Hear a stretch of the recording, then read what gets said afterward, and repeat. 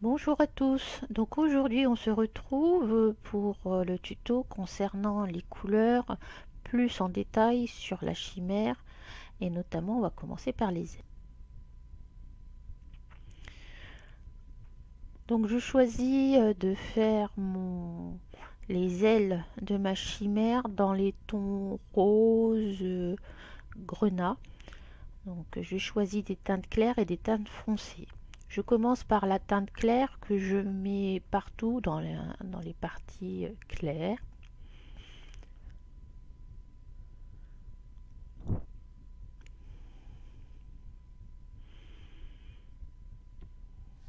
Donc j'ai mis mon rose partout, j'ai mis une couleur plus foncée et là je suis en train de foncer avec un brun. Là où Kirby a mis ses ombres, donc là je ne fais que de suivre.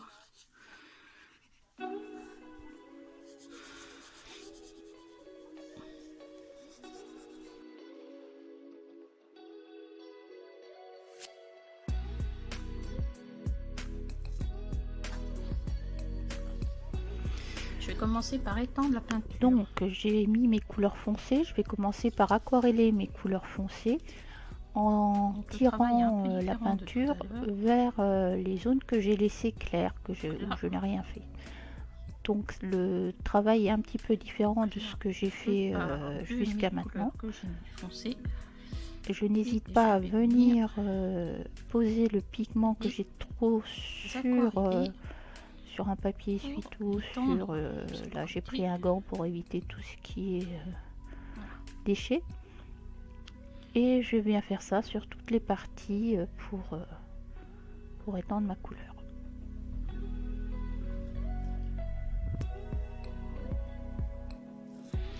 Pour avoir quelque chose de joli et qui reste transparent dans l'immédiat, je viens essuyer souvent mon pinceau.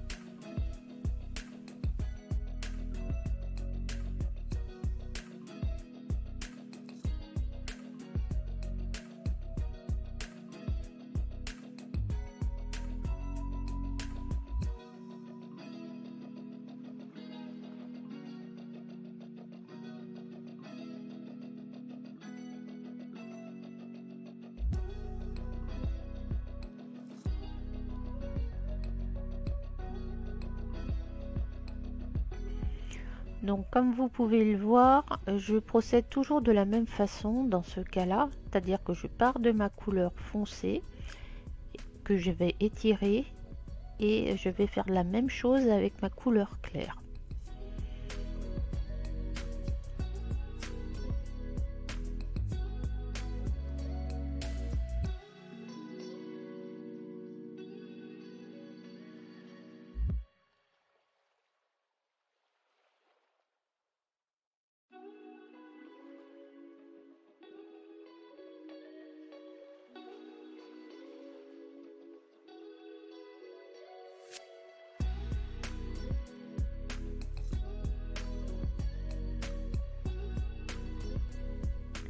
Ensuite, je reviens retravailler les couleurs foncées pour les fondre de façon moins abrupte avec la couleur claire.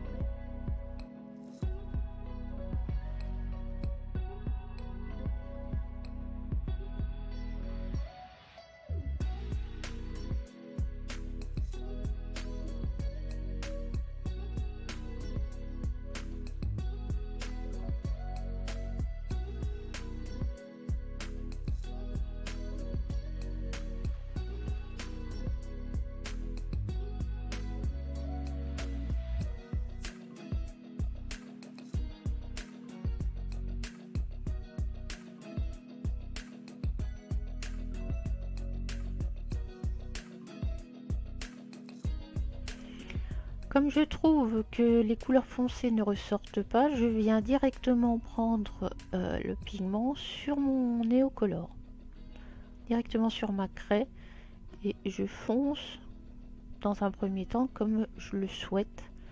Dans l'aquarelle, il faut y aller comme un peu comme au crayon de couleur, en couche par couche. Donc c'est ce que je fais.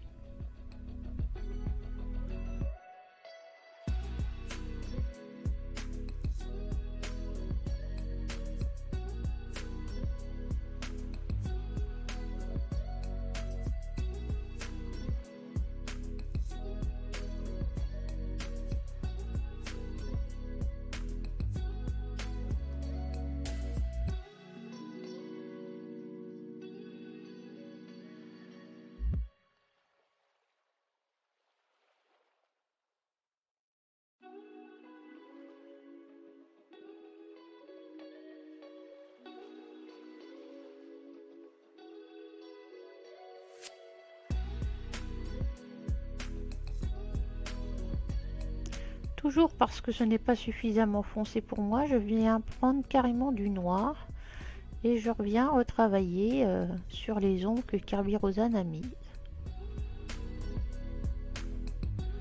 Voilà, alors là je mets sur ma palette Caran d'Ache qui a une partie rugueuse, et si vous voulez mon avis, c'est vraiment un achat à faire, vous ne le regretterez pas. Donc cette tablette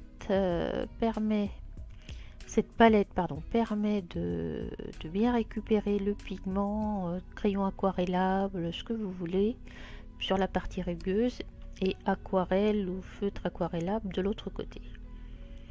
Mais franchement, ça c'est vraiment un achat à faire. Et donc je viens renforcer mes couleurs, mes ombres.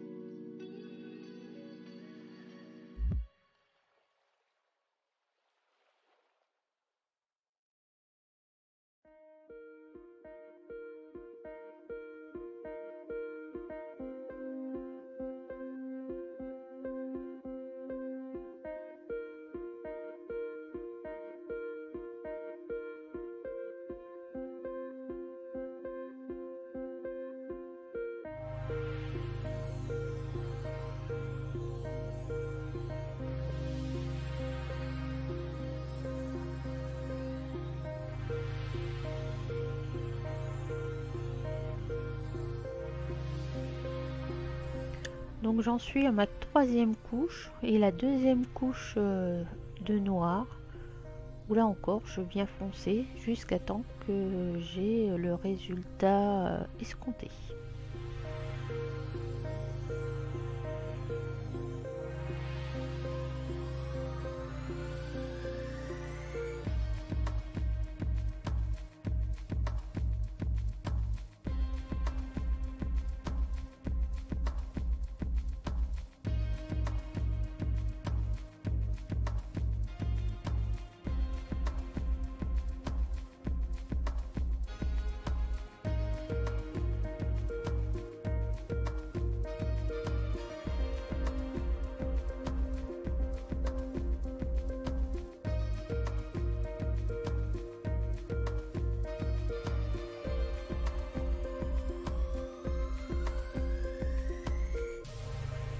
Maintenant, je vais venir étendre un petit peu la couleur foncée pour que la transition soit moins brutale, encore une fois. Quitte à rajouter un peu de pigment lorsque ça paraît trop pâle pour moi.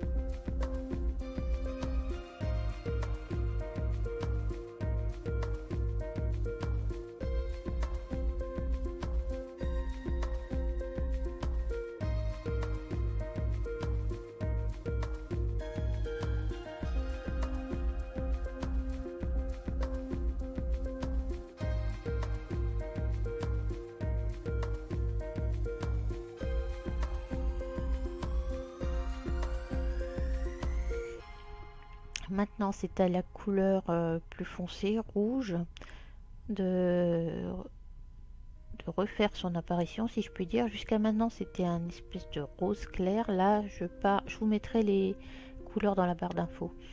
Là, je pars sur un rouge plus soutenu. Et pareil, je viens faire le lien entre la partie ombrée et la partie plus éclairée.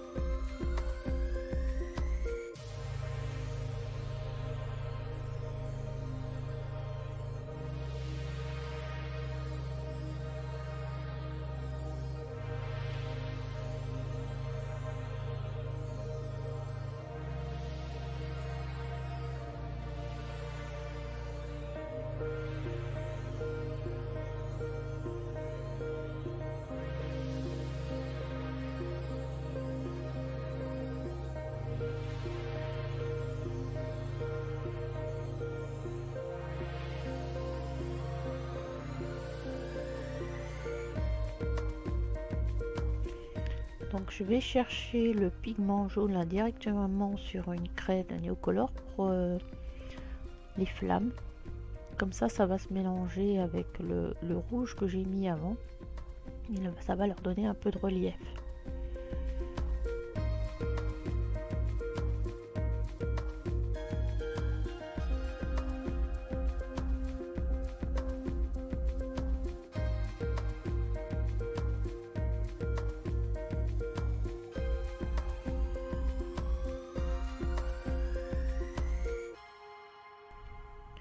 Je viens compléter avec un jaune plus clair pour éclaircir les flammes.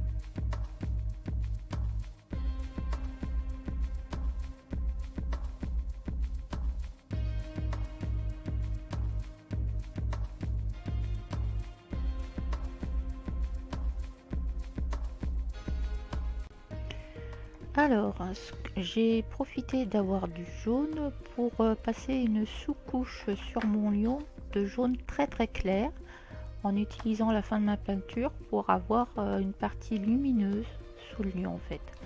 J'ai bien accentué au niveau des flammes et maintenant je vais partir sur du ocre pour faire mon lion très menaçant.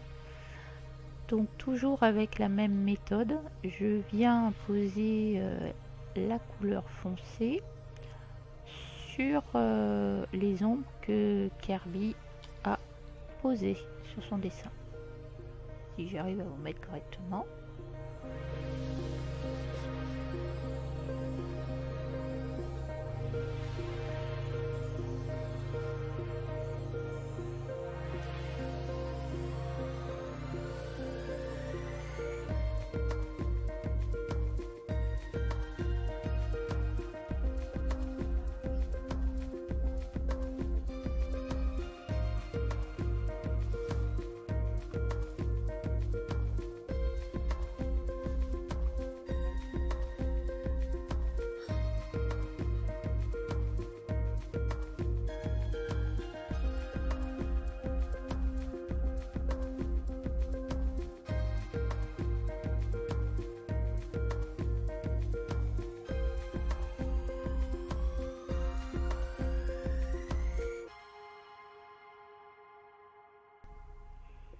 Donc je prends une couleur plus claire, là c'est le ocre, et je viens appliquer la couleur pour faire des transitions et voir ce que ça va donner après lorsque je vais aquareller. J'en remettrai certainement.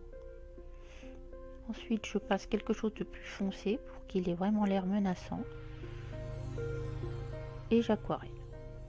Toujours de la même façon, là je commence par la couleur foncée et je viens bien nettoyer mon pinceau à chaque fois pour ne pas mélanger toutes les couleurs ensemble. Donc là je prends ma couleur foncée que je vais venir tirer vers les parties les plus claires sans rajouter de la matière.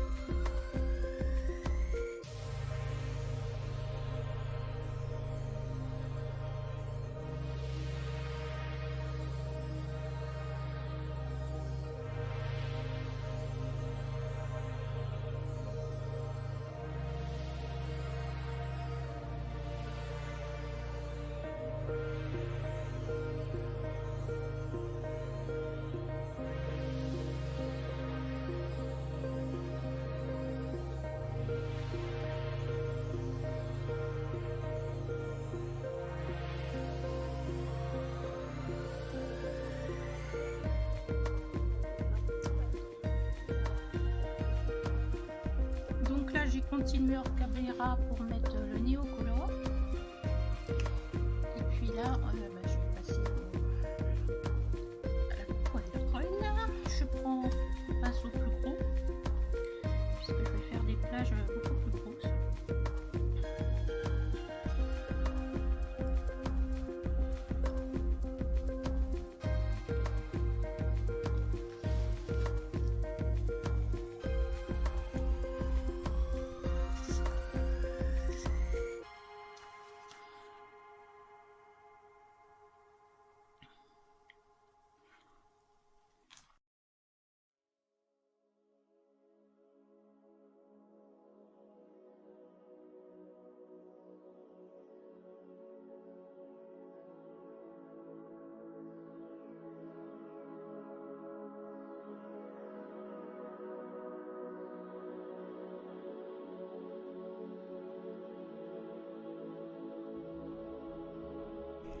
Donc là j'utilise toujours la même méthode que tout à l'heure avec la crinière.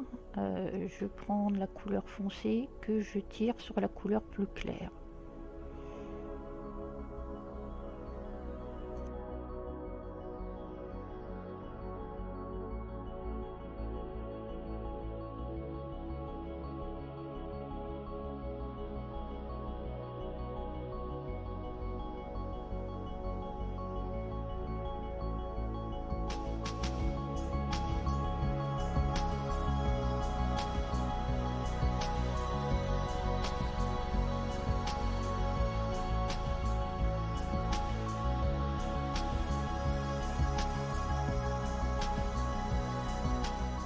Donc là j'essaie de respecter la morphologie du lion, à savoir que l'on voit les côtes, on voit le dessous du ventre, le fessier et les jambes. Donc Hervé Rosanne a déjà mis tout ça, donc là j'essaie de respecter un peu ça. Je vais venir peaufiner après, vous allez voir, pour que l'anatomie soit respectée.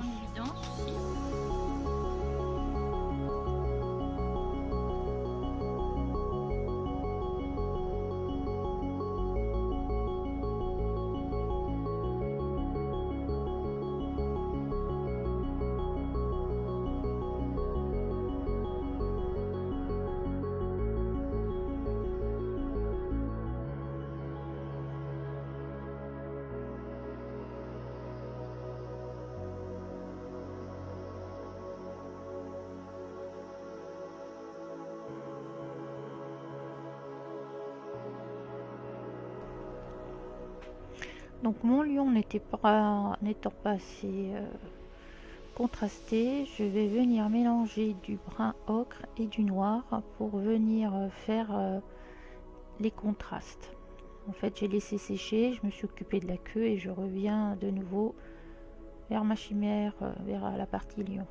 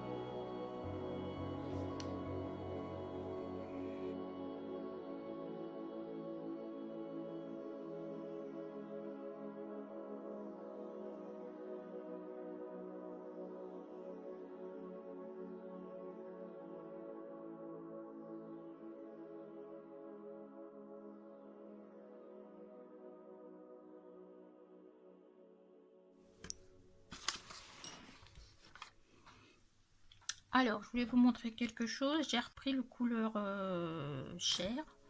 Là, je trouve que c'est trop jaune. Donc, je vais venir rajouter de la couleur. Comme je pourrais le faire avec un crayon de couleur. Alors, vous inquiétez pas, je tremble, hein, mais ce n'est rien. C'est le café que j'ai bu tout à l'heure qui apparemment était un peu corsé.